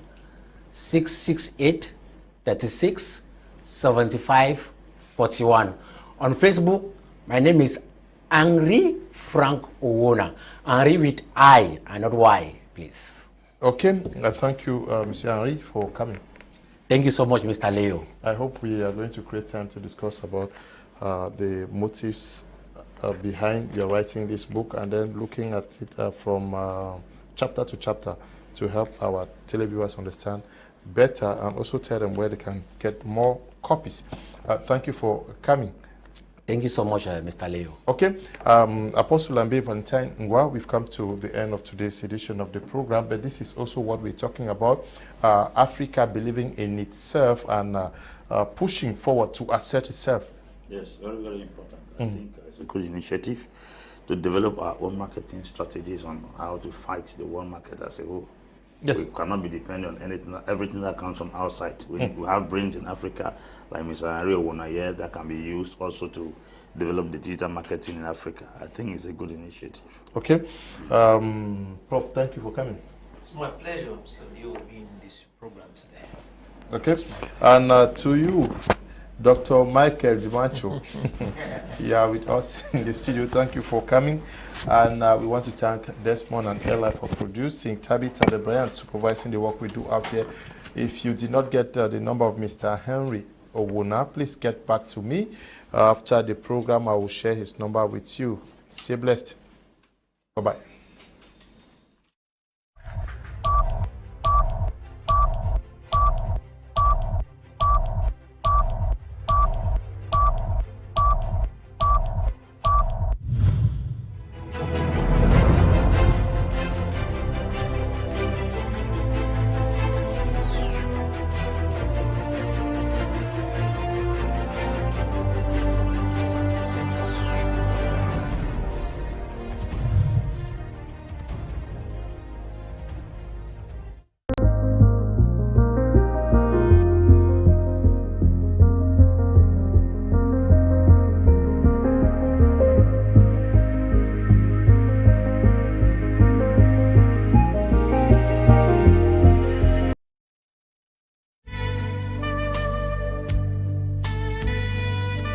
In need of a helping hand, Mitanyan Cooperative Credit Union is here for you. Mitanyan Cooperative Credit Union is a dynamic people-owned savings and loans cooperative society operated on sound cooperative and business principles. Are you looking for a secured place to save money with a monthly interest, receive salaries, or take loans at reasonable rates of interest? Mitanyan Cooperative Credit Union provides you with required quality and affordable financial products and services which will not only meet but exceed your expectations. The services of Mitacool are open for personal accounts as well as Njangi groups.